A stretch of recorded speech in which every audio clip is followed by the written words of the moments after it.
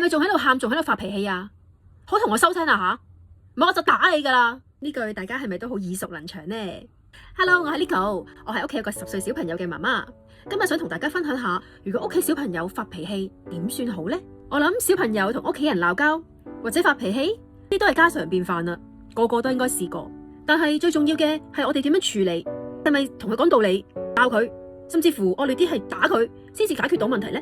之前我就試過同我小朋友一齊鬧交，佢鬧我，我鬧佢，跟住發現佢又學咗你鬧佢嘅方式嚟鬧翻你。之後我就知道呢個方式唔啱啦，我就改善一下。喺當佢發脾氣嘅時候，我哋首先係要問你發生咩事啊？係咪唔開心啊？跟住我哋去擁抱一下佢，抱住佢大概1分鐘到，之後等佢心情平復啲，我哋再同佢講發生咩嘢事啊？可唔可以同我分享下？於是乎佢就所有嘅事情都會同你講噶啦。